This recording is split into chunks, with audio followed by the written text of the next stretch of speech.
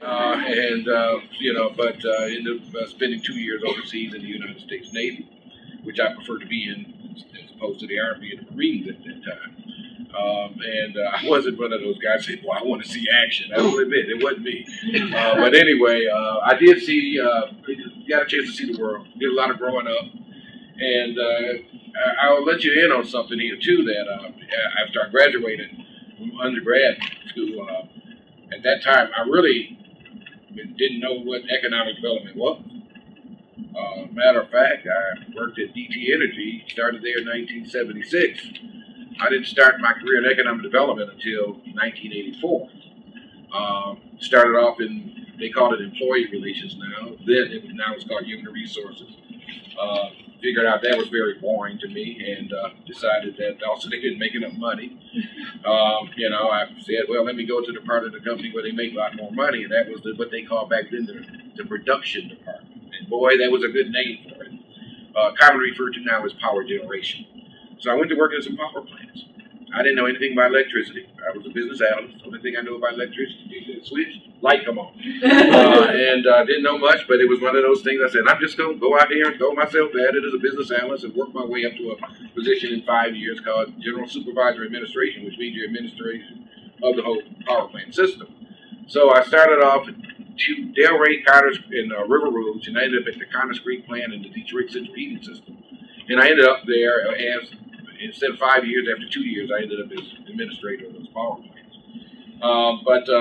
Very new experience, had to learn a business. And that was my first real inkling into business, because the power plant, unlike working downtown at DT Energy, then called Detroit Edison, it was basically a subset of the company, but it was a business on itself. You had material, you had security, you had the budget, finance, you had to deal with the MPSC. I had union relations. First time I had to sit in grievances and arbitration. So all of that fell under me, because I always described that job as I did anything the engineers didn't do. It reported to me. But it was a heck of a growth experience. But gee, I took that risk, went out of my comfort zone. As I said, I didn't know much about power plants or electricity. But it also was the first inkling where I said, I kind of like this business thing. So it wasn't so much the power plant stuff, it wasn't so much HR. This business thing really got me, because I was actually running a business. And from there, I went to organizational planning and development. Stayed there a couple years. I kind of went on this 2-year track, and then we ended up in the economic development organization. They started with 6 people. 6 of us was very interesting. Everybody felt sorry for me, because we had 6 different divisions, and boy, what did they must nearly not like George Jackson. They gave him Detroit division. And at that time, things were a lot different than they are now, but at the same time, I will say this. The difference between Detroit division and other divisions was that in the Detroit division, you really had to know economic development. It wasn't like in Oakland County where you can kind of take orders, oh boy, the company's coming, No, you really had to learn the business. And I think that that's true in regards to the Economic Growth Corporation. The people here are skill set in regards to making things happen and bringing projects to fruition. I think you would be hard-pressed to find any economic development organization in the country who could outdo the skill sets that we have here. And we have a broader set of skill sets in those organizations as well, as you'll see soon. But to do a deal here, it's tough. It's a tough time. So you had to learn the business. So they went from laughing at me to I ended up being everybody's boss. And ended up taking over the economic development department. And then how did I end up here? Well, I went to there, and then I ended up getting promoted to an area to a level that I really liked the paychecks and I liked the perks. But it was beyond my passion for what I like to do. And that was when I took over the marketing area, which included economic development and 5 other departments. So I really did like the executive work and riding through the garage and whatnot. But I was always in these internal meetings all the time. I was always in meetings, and I would look at the guy that followed me in economic development about all the fun he was having doing those deals and stuff, And like I said, I kind of liked the traffic, but at the same time, I found myself pretty bored. This lesson to learn, sometimes be careful what you ask for. But then again, it happened to me again, because I also, in the meantime, was a major critic of the city of Detroit and how they went about economic development. And if you know anything about me now, which you'll probably know before the end of the day, I'm a pretty outspoken guy. I mean, I'm not a wilting flower. And so, I was a critic. I felt that there were major deficiencies that started with when Coleman Young was mayor, and then Archer came in and whatnot. And when Gilpatrick came in, we had a Republican governor who I had had a great relationship with, John Engler, and the Michigan Economic Development Corporation. A lot of the business community. My boss, Tony Early, he was then the chairman of DTE, decided, okay, Mr. Critic, we want you to help out the city. And so Mr. Critic got the chance to come over as the interim president of the Detroit Economic Growth Corporation. I knew it was a done deal when I walked into Tony Early's office, and there was the new mayor, the governor, and the chairman of the board of DT Energy, and I had a feeling that a decision had been made without me. And so be it. I ended up over here. 10 years ago, that interim was changed after 1 month. Feel like it was a real good setup there, but at the same time, I really love what I'm doing. This is something that I have a passion for, and we built a good team here, a very good team here, which I think is the key. Because the team makes my job easier. And I want to say this about something about my job here. We are a business organization. We're not a political organization. That's one thing that we have instilled in this process. So when people complain about a decision we make or whatnot, it's because we make business decisions. We make fact-based business decisions. Biggest part of my job as a leader of this organization is to keep politics and politicians away from my staff. I take the bullet, and I have no problem. I have their back too. But bottom line is, there's always some encroachment of politics into the process, and we get rid of it. And I stand by getting rid of it. And basically, that is why a lot of folks prefer us. Because I'll say you this. One thing I've learned in the 10 years, everybody will tell you, I don't like favoritism. I don't like the friends and family selection processes. I don't like preferential treatment. And I think about 95% of them are liars. Because they don't have a problem with any of those things as long as themselves, their friends, and their family. The bottom line is here, we play it no matter who you are. Whether you are somebody walking off the street or you're a U.S. Senator who wants to politicize something we're trying to do or a decision that we make. Okay, and that's just the way it is. So most of my interactions are people who have a problem with the fact is that we are relentless about the integrity of the process. And the day they want to make this a political position is my last day in this job. I've said that 10 years ago, and I'll say it today. But I really think that at this point in time, in one way, it must have been accepted because I do remember that we survived 3 mayors in 1 year. 3 mayors in 1 year. And so, that tells you something about. I call it the year of 3 mayors. Yeah. So, but anyway, just a few things I want to say about this, just generically about leadership, in regards to facts. Understand your role. And I have to understand my role beyond just the task of getting in the skill set that I need to get the job done. One I just mentioned. The informal role that I play that is very important is keeping politics and politicians away from my staff. Now that's not written in my job description. But in regards to the culture, how we do things here, basically that has become a major part of my role. So keep politics out of the business process, keeping politicians away from my people. And and basically that's something that we do and have done very well. I also believe in hiring people who are highly skilled. And what I mean by that as a leader is I expect there are areas that I have weaknesses in. I can't fix a toilet in my house, let alone trying to do the project management and construction stuff that is under that comes under our operation. Our project management group does roads, highways, they do streetscapes, water mains.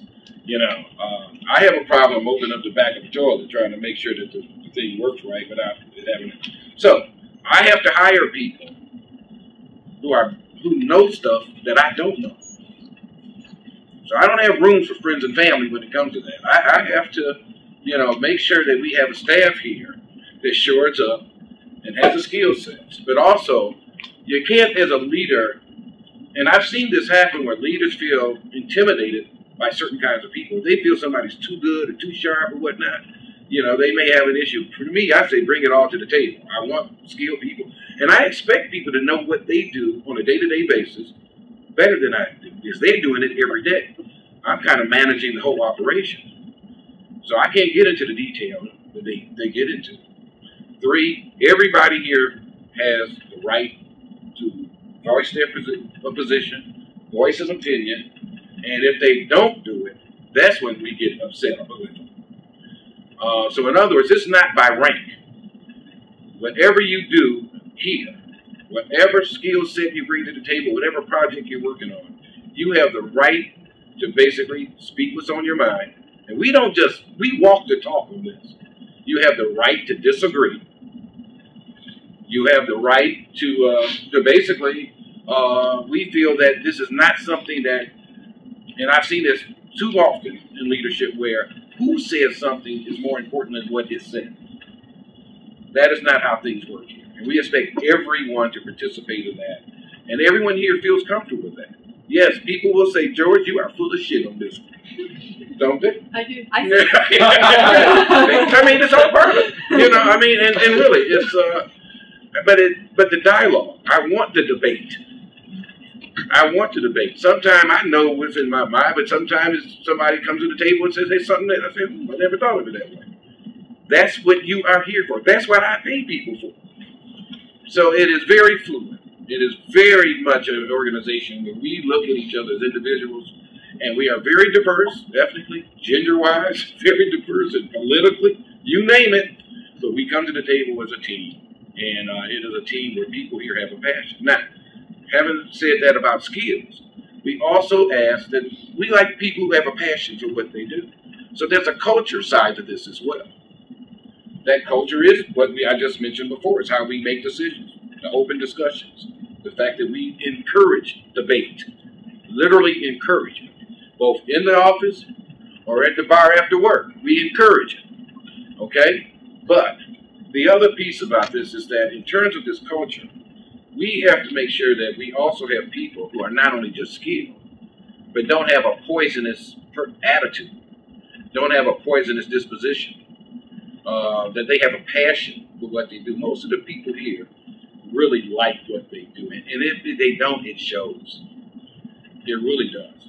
And so one of the things that we try to do is say, not only do we want people here who have certain skill sets, we don't want somebody who has a great skill set, but definitely has a bad attitude, or just basically a downer. And to be truthful, I never have to be the one that fires them.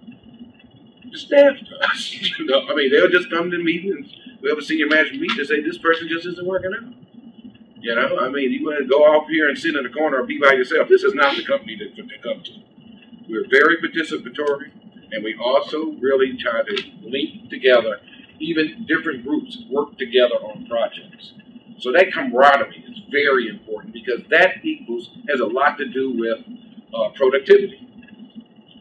When people like coming to work, it means a lot. When people feel that they also have the right to speak their mind. When people say that here, we have a passion for what we do. I don't pay overtime, but I guarantee you, no, shit, but we work it. But nobody here works 40 hours, but our retention rate with employees is phenomenal. I got guys who have retired who still keep coming in. I'm serious. We got one guy 80 years old. My first boss here still keeps coming in. He's in like once or twice a week. Yeah. Yeah. I mean, their wives call and say, let them come in a couple days. You know, a husband calls, yeah. And believe it or not, we have people at 70. Ron's about 70. Yeah, Ron's about 70. And then we got Crane, who's about 80, and who was the former city engineer of the city of Detroit. It's really, and they just say, hey, what kind of project you got? I'll do it from home. I'll come in a couple of days. We still give them an office. You know, but I mean, but again, that's folks because we have a passion for what we do. And we are the beneficiary of a job where you can actually see what you're doing. You see the effect. You see the benefit, both not in terms of the brick and mortar, but the impact that it has on people. It's nice when you go downtown or something, and I hear it all the time from my mother, she said, my son helped build that. I go out of town. I go to Atlanta, LA, I hear from relatives who I know have heard from my mother about stuff that we have been doing and projects I worked on and things of this nature. She's my biggest fan, as you can probably tell. And it doesn't change no matter how old you get. That's why I'm hoping she got the 40 under 40. I'm hoping to have a 60 under 60. And I got to hurry up because I'll be 60 in December this year. You're man of the year 2 years ago. but well deserved. But anyway, I just wanted to say some things in regards to the culture. And I will be kind of going into that as we go through some of the projects we've done and how that came about and the camaraderie and the fact that we definitely feel that the culture piece of this, the skill set, the attitude, is very important in regards to what makes our group as successful as it is. We have about 35, 36 people here. Most city departments have more than three times that many people. And what we get done here is simply phenomenal with the amount of staff that we have, and also the wide variety of the types of projects we do, and how the various disciplines work together. Quick, so I want to make sure we have time for questions too. Now, we're a nonprofit corporation, and we house several city agencies. These agencies could be under the in the city, but instead they are housed over at the Economic Growth Corporation. So we run our organizations like the Downtown Development Authority is run out of here, the Economic Development Corporation, the Brownfield Authority, all the tax increment financing is done here. We now also officially we're also having now a new light rail authority is run out of our office. So we keep getting more jobs and less money from the city, but we're going to have to deal with that issue soon. But so we are deeply involved in light rail. Some of the things that we do, business attraction, which Olga runs, and business attraction, expansion and retention of businesses.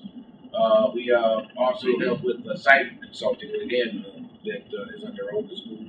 But we work with teams from various disciplines too on these projects. So a company that says, I want to locate a new plant in the United States, we go after them proactively as well as reactively. So we attend trade shows, we do trade missions, we go make one-on-one calls on companies, and we have various targets that we work with in terms of finding a site so they can come and locate their facility in Detroit. A unique aspect of the company is what we call project management, which is usually not inside of an economic development organization. We basically have taken over more and more of the infrastructure work away from the city of Detroit's public works department.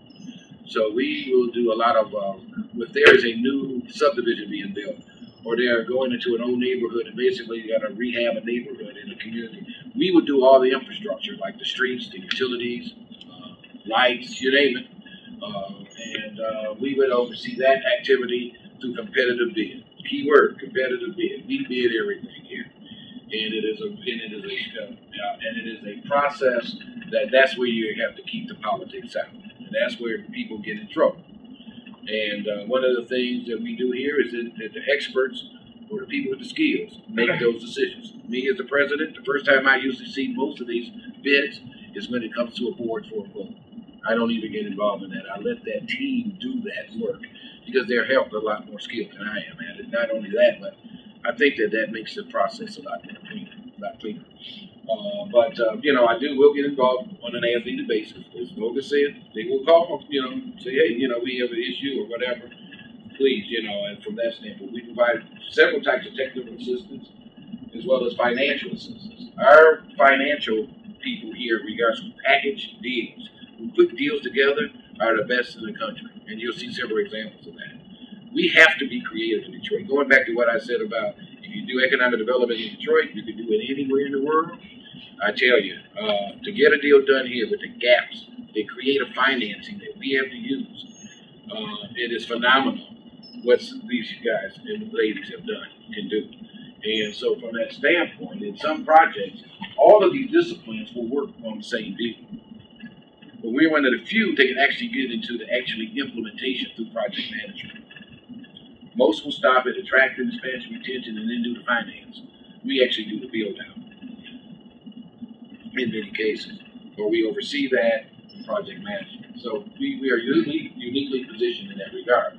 This just kind of gives you the schematic of what we have under us at for the brownfields, DDA, various tax increment financing, and then other duties as assigned, as we call it. Sometimes something crops up. We got to add in the transportation authority. Still hasn't been added in on the slide. So we are evolving constantly. Another role we play is, I hate to put it this way, when the city screws something up, we usually get a phone call. Could you come in and take us out? We don't need the bureaucracy anymore. It's not working. So we're kind of like that cavalry. They say, call the DEGC. That happens with all 35 people that we have here. In addition to that, Eastern Market Corporation is now, we term that, which is one of the largest farmers markets, is also now a corporation, which is a private public partnership, in which I also serve as chairman of. We have several people there on the board, as well as helping them with the financial aspects of that development as well. In a nutshell, we say physical revitalization, plus business development equals economic opportunities. Physical revitalization basically means that sometime in some communities have the benefit of, well, you don't have to create the environment to induce investment. We do. So we have to go in and actually do large land development, like we did on the East Riverfront, where now you see development-ready sites. Before they were cement silos. We negotiated the deals to remove those cement silos after the city was able to do that for 40 or 50 years. I grew up in this town, which we had access to the river. I just remember that as a young man. I didn't know I'd be involved in actually helping remove those ugly silos. But from the standpoint that, again, here we had an opportunity, and we said, look, we have to actually create the physical environment in order before we can actually expect people to invest here. Before the Super Bowl is a good example of that. We did Woodward Avenue, Washington Boulevard, Broadway. Again, creating a sense of place. And with that came investment afterwards. Town looked a lot different. Because during the Super Bowl, as you'll see, we didn't do anything that was temporary. Everything was permanent. And it was intended to be permanent. So, but again, what we were doing was laying the seed for transformation. And so the physical revitalization, you have people like Oldman's group who works with us in regards to the business development. So here's an example of how we work together. You got project management, business development working there. You got business development here. And that's basically, now we got to go out and get the investments. We want the developers now. We have the environment ready. We are working on a project now called Capitol Park, historic square. Beautiful architecture. All the buildings are empty. We worked with the state, land bank, whatever, and we ended up buying 3 of those properties. We put them out to bid. And now we renewed the park, which was an interesting story because I didn't know that. It's the site of our first state capitol. Our first governor is buried in the park. Yeah, we didn't know that either. He had to relocate his body to a new burial place within the park. And he was also our nation's youngest governor. So it's a very inspiring story about young talent. Yeah. And I just remember as a place as a kid, I used to catch the bus there. That was where the bus people. And I didn't know that he was buried there. And actually, when we went to find the body, we couldn't find it at first. Right. It was not where we thought it was. We got some real good stories. Good book material. But we found it, and now he's right there on Griswold Street. We found what was left of him. And, right underneath his sculpture, his big statue. Yeah. And so, but anyway, this basically is one of the best slides that I can show in terms of how you really get an overview of what we do in regards to feeding those economic opportunities. But more importantly is we have to do this, both 1 and 2, physical as well as business development to make it happen. Project management, just to give you an idea, these are the guys that get in the dirt. These are the engineers, the architects, and construction folks. That's what I mean about developing a sense of place. You can see before and after in all of their work. Then comes the business development and the economic development investments here. Our business development team, making a business case for a Detroit location. We have to deal with the image issues and things of this nature. And Olga and her team do a great job of dealing with that head on. One, the city of Detroit is not as bad as people think it is. When we tell our story, most of them are pretty shocked. When they come out in time and say, man, this is not bad. There's a lot of stuff to do down here. And secondly, I think a really important part is here too, is that we have to deal with separate fact from issue. That doesn't mean that we just sugarcoat stuff. We deal with the fact, we deal with it head on, the reality. But at the same time, a lot of times the perception and reality are quite different. And we do point that out, and we also have to deal with the aspect that our business costs are high.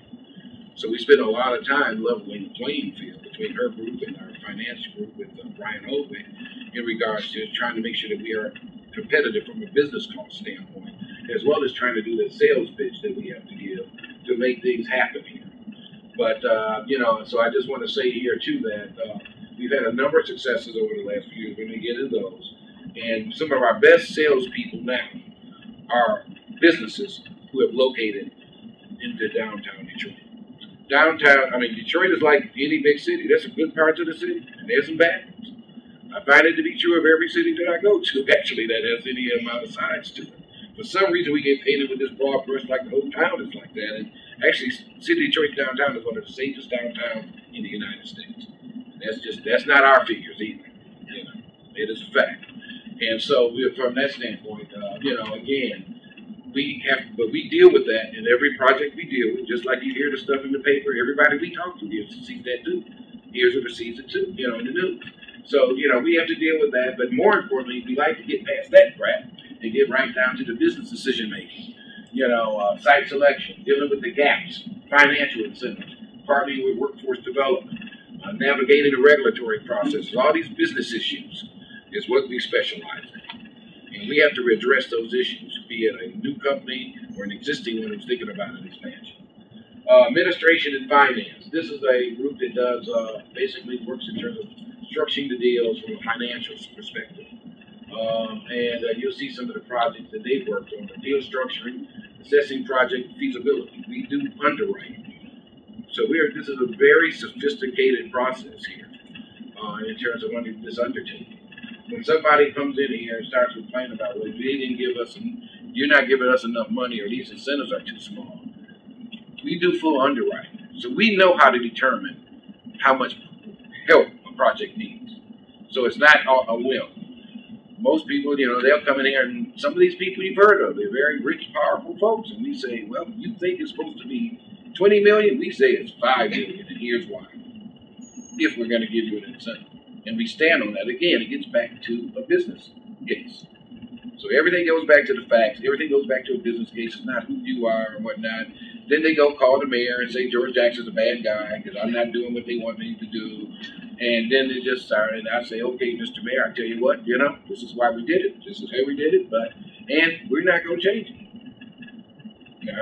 I suggested they go somewhere else, but we are not going to, so from that standpoint, that's again where, we have these negotiations. So a lot of our job is negotiations. And here, a lot of my time is spent on negotiating. The Cobo Hall deal, which was where the city actually lost control of our convention center to a regional authority. Boy, that was an interesting one.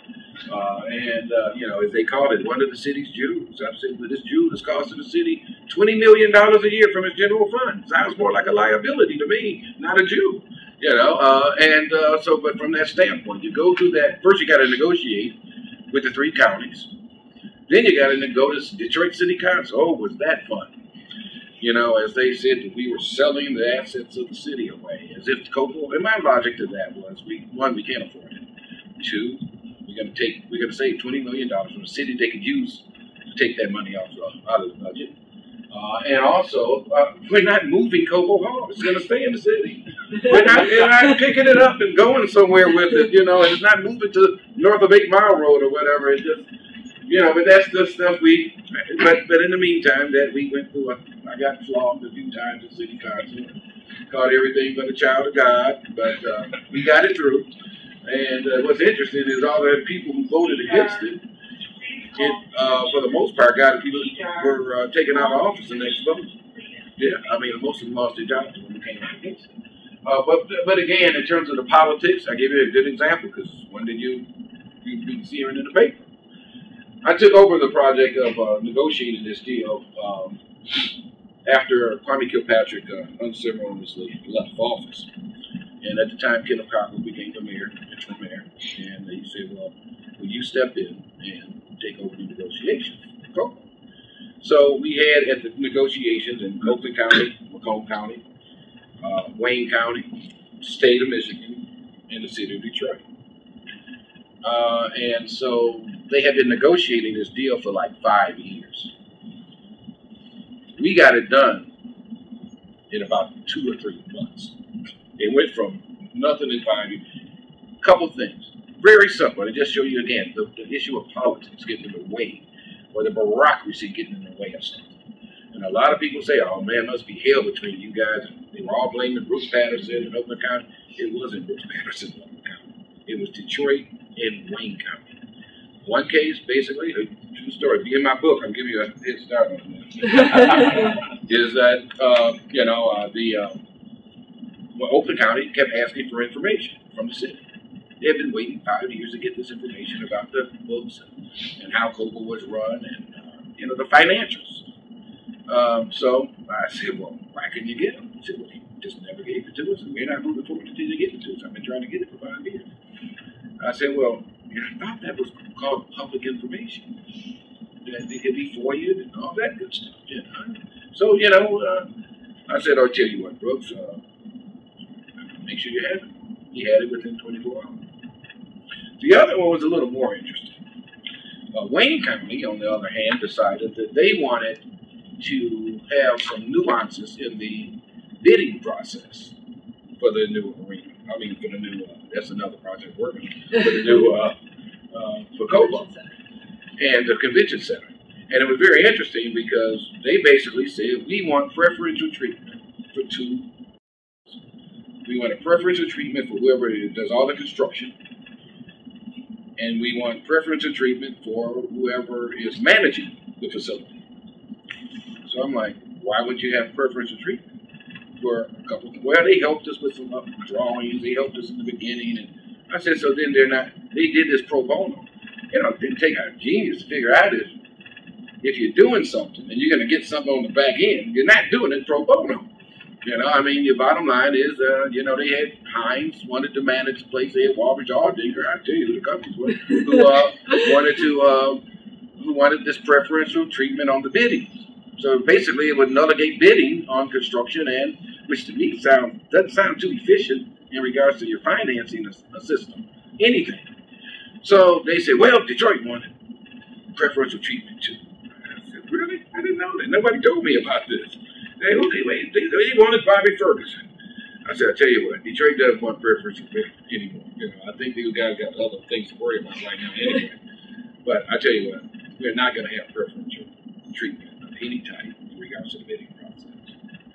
There were other people who said, oh, we want to make sure a certain amount of Detroiters get a certain amount of Oakland County. I said, no, we're not going to do anything. Okay, so that isolated Wayne County. Now, Wayne County has to basically say, okay, so you get.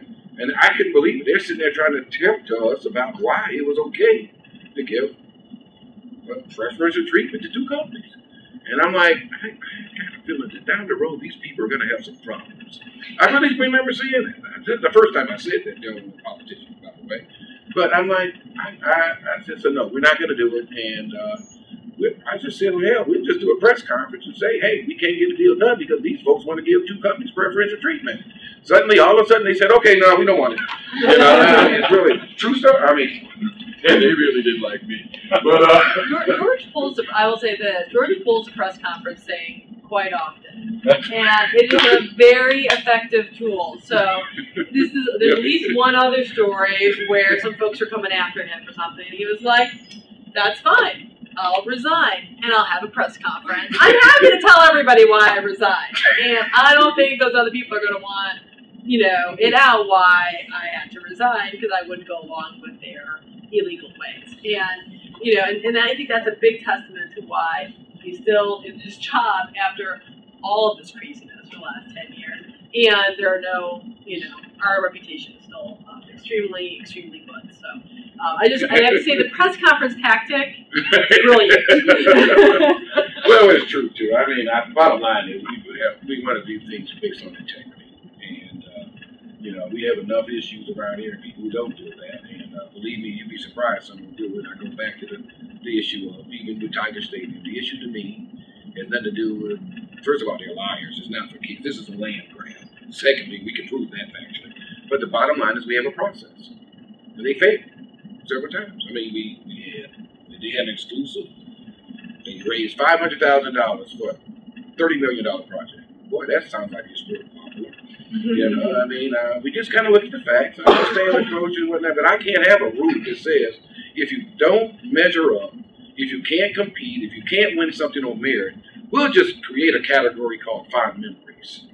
Okay, we'll just say, hey, you know, I remember, get me to a state fairground. I had some good times on the Ferris wheel there. I don't have any money, but you know, so, you know, from that standpoint, to me, it is about we having that process, sticking to that process, and that way you don't have to, you are fair to everyone. You can't say I have one set of rules here and another set of rules over there. And the bottom line is we know what a problem. We had two kind of deals that come here. And we size them up, we put them in two different categories. That's right. We have prospects and we have suspects. There's none in between there. Now, you can work your way from suspect to process, and we'll tell you how to do that and what we need to see in order to do that. Okay? But if you don't do that, you can go out. What you're going to do now is just go to the politicians and say, boy, they're mean, nasty people there, and we're going to protest and all that stuff and whatnot. And we're saying, bring us the information that we asked you to do, and then we will change our mind. Because if you do it for one, you got to do it for others. I mean, and that's basically a position that we don't want to ever be in. You got to be consistent in regards to your decision-making process. Not to say you can't understand special situations and things of this nature, but I have a lot of people who want free land. You know, I mean, and I don't think that's the way you grow a city. The other piece is we have a shortage of sites in the city ready for development. That I have contiguous pieces. We got a lot of empty land, but we don't have a lot of contiguous sites for development. So we have to treasure those sites. And that doesn't mean you have to build on something right away. The value of land is not just based on what it is currently. It's basically, it has to be viewed from a long-term perspective in a very strategic perspective. Secondly, we have about 30 baseball fields that need help that could stand a lot of money, some money, you know. So from that standpoint, again, I just want to make it very clear in regards to the difference between from our culture here, the importance of that integrity piece. We also serve as a fiduciary for a number of philanthropic initiatives. The Detroit Work Projects, which some of you may have heard of, is just one of several. Eastern Market, for example, was one. So a lot of times foundations who want to do work and do things in the city of Detroit will use DEGC because of the integrity and we're the fiduciary of all these millions, tens of millions of dollars every year as it relates to projects that are funded or initiatives funded by the philanthropic community. This is our brownfield, just kind of give you some of the other areas of expertise. When I got back to building a foundation, I'm going to have time to talk for answers and questions. These are some of the projects we have worked on and served as project managers, finance, or putting those deals together to give you a variety of the types of stuff that we do here. From the Milliner Center back here and building that foundation, GM Hamtramck plant where we handled the finance and also the site assembly of that one, which is a famous Bonetown plant, which probably created the new eminent domain law. But the two stadiums were projects that we worked on, and we were instrumental in financing as well as project management in both of those. Brush Park, we did infrastructure work, the casinos, East Riverfront development. You know, everybody talks about conservancy. I'd like to see how that park would look if those cement companies were still there that we had to get rid of. So, and we did a lot of the demolition and the remediation of the land there too. The Chrysler Jefferson North, Rose Park Transit Center, and Jefferson Village, which is a suburban style residential development on the east side of Detroit. Just talk about various revitalizations since 2000, but most of this happened since 2002 when Oga and I came. Okay. But this is the work we did right leading up to the Super Bowl, where we decided to use the money for transforming the city. Not anything temporary for the Super Bowl that have to do with the game. The truck comes up, pulls everything up, and goes away. But instead, we decided we would do things like streetscapes, facade improvement programs, things of that nature. Improved public spaces. The Cambridge Marshall Park that you probably will see while you're here today would be an example of that. The Westernville Cadillac. This is the one that good example of some good arguments we had here. I will admit, I was getting ready to tear it down. I had the bulldozers coming down Michigan Avenue. Staff saying, "Nope, George, we ain't doing it. We can get this thing done." And actually, we just need you to get on board. Once we prove to you that it can get done, that's how it happened, And I will admit, I mean, so $185 million. This place has been closed for over 30 years. We probably had a record. Probably ended up in the Guinness Book of World Records here. It took 22 layers of financing to put this deal together. It took 3 days to actually close it. There's about 200 lawyers in the room. 3 days. Yeah. So it took 20, and basically this is one of our proudest achievements here because everybody said you can't do it, you couldn't do it. I said, guys, you got to do it. You got to be hanging out here. But it worked out. But it actually ended up with the state of the art. It's a beautiful facility, gorgeous facility, and also has condos at the top. The chairman of General Motors lives in one of them, and they are gorgeous condos. I get one myself, so I don't like heights.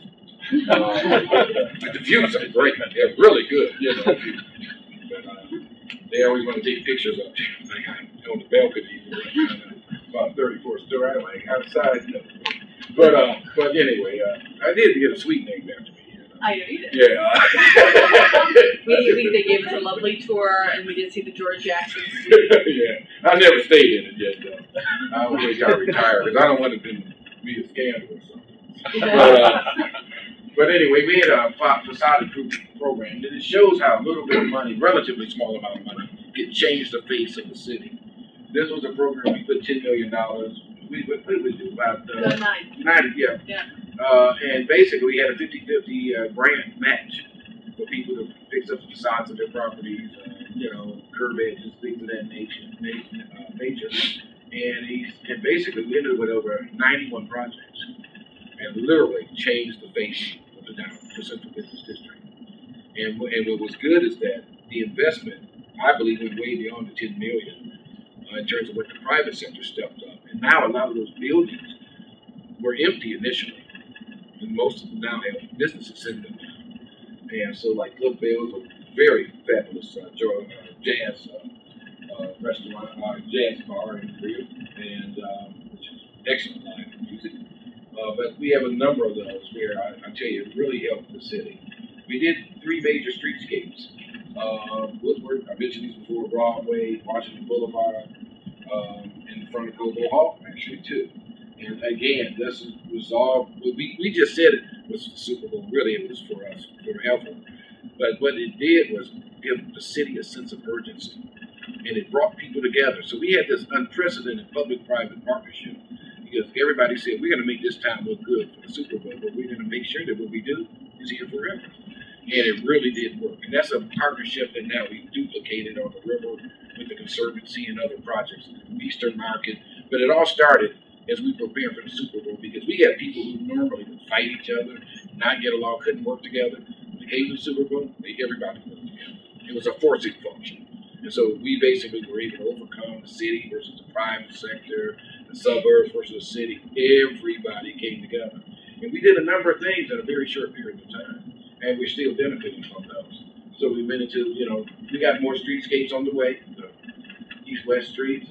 We're working now on our Civic Center with not only Coble, but Hart Plaza. We tore down the Ford Auditorium. We have a new plan for Hart Plaza, as well as a amphitheater that we're still raising funds for. That'll sit on the riverfront. And we're going to steal the symphony from their summer home, make them come back down to the city.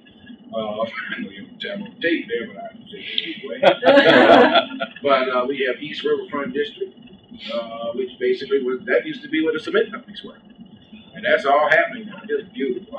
The Riverwalk will be when done 6 miles long on the river. So we went from having almost no public access, unless you went to Riverside Park, or Park West End, or Belle Isle, to now we're going to have 6 miles of public access on the Detroit River. And we have about 7 housing sites for new condos. And we're working on a major deal now as we speak, which will basically be very transformational in regards to bringing residential down, as well as we even have room for schools to come in too. And some top-notch charter schools. And they have to be top-notch because we want to make sure that we're having all this success downtown, midtown, and right now we have a shortage of housing for young people. You know, I can say that. But because that shortage is such that in midtown and downtown that people are having a hard time to find places because all the places are rented out. All the market rate rentals are at 95 to 100% full. And so people are moving downtown, both empty nesters like myself and also the baby boomers like myself and then the young professionals. And as Olga knows, I have one of those young professionals still in my house. And and he can't find a place in Midtown, so we got to get some projects going. Because I definitely want to help him move. But we have the West Riverfront District. Nice young 23-year-old. He wants to get away from Dad too. So, but he has to wait until October. I think they're building the project he's moving to. But anyway, the West Riverfront is next. Other work that we're doing, transformation with regards to opening up that riverfront, fighting with how much will be grass, how much will be development. Those fights come with the turf fair. And of course, M1 Rail, which we are working on that project as well as the governor's project, which basically will be a rapid wheel system of buses that will serve 24 to 26 communities. Sure. Here's some recent successes of businesses that moved into downtown Detroit with the help of Olga and her staff. And so, as you see that we've had over 12,000 jobs, retained in between 2010 and 2011. And what's interesting is a lot of these businesses, they're bringing the type of demographic, their employee who want to live here, which also has put more pressure on us to put more product out, which is why we're doing a project like Capitol Park, which was mentioned earlier, and also the riverfront from that standpoint. It has changed the landscape downtown, this new infusion of employees. So we've had these successes with more to come. Quicken Loans is got to be around here somewhere, and they are bringing 4,000 jobs. And actually, the second tier of that 1,700, now they're here, moving to the building next door to us. And we have several projects in the works with them, in addition to what you see here. But this, again, would be the work of both the finance group, project management, but also, obviously, focus group in terms of business attraction. So if anybody thinks that nobody's moving to Detroit, now you got the facts here. That's what we like to, why we like people like you to come and visit us and see the types of things that we are doing, and you get the reality of the city of Detroit, as opposed to just, what you read on the news, hear about in the news, which tends to be negatives. That one slide, it just gets into some of the issues and challenges we face in regards to making those beautiful things you saw happen. Most of them start like this, and then we come in and make those transitions. The bottom picture is the book Cadillac. This is the book Cadillac. The Italian, there is the Venetian ballroom or the Venetian. The Venetian ballroom of the book Cadillac Hotel. And that has been completely restored, beautifully restored. They even found the chandelier maker in Italy. He's like 90 years old, and actually redid the chandeliers. This is a gorgeous facility if you haven't been there. Great restaurant in there too, roast. Michael Simon, the America's Iron Chef. Iron Chef and whatnot, and now he's on that show Chew and all that. But that was his second restaurant. The first one was in Cleveland, and that is doing well. That restaurant does about $5 million a year in business. But that it is a fantastic project. And then that just gets into some of the things we said earlier, and some of the target industries that Olga's chasing to bring into the city. We just got our first Whole Foods in the city limits. They're moving into Midtown. We have 2 Myers coming in. So we've been working hard, and got to go to. I know I'm trying to give time for questions, but here are some of more of our target industries that we are going after. These are where we have a good fit. The Creative Corridor in Woodward, which again is something that we feel very successful, because we'd be successful because we have so many creative type professionals in the Detroit area, particularly advertising, marketing, and people of that nature. We're like 3rd in the country. Right. Yeah, in regards to that critical mass. So we're playing on that, and a lot of our successors are those kinds of companies, as well as IT firms and engineering firms, playing off the infrastructure, human infrastructure that we built from the automation. Here's some other stuff that we're working on. Like I said, we're pretty busy. Okay, and you'll see they go from residential to retail to industrial. We actually create our own industrial parks here. I-94 used to be a residential community. It is now been turned into an industrial park. Springwell was the old Coke site, which is now an industrial park on the West River front. And then you have various other projects that we're working on. And last but not least, we're green. We're working on turning all our downtown lighting more energy efficient through some federal grants. And so we're leading that effort along with the Downtown Partnership. So you can see that we are very diverse in what we do for a staff of 35 folks. Here's some other initiatives that we're working on as well. Mid-tower revitalization, which is just booming there around Wayne State area and the hospitals, DMC and whatnot. Population boom there with and residential boom, as well as business-wise. That's where the Whole Foods will be. Eastern Market, Detroit Creative Corridor, which we just mentioned. Residential stabilization tech town, and of course the Detroit Works project, which we are now the project managers on. And that is it. Very well. Open eye for any questions. Don't be shy. We'll answer any.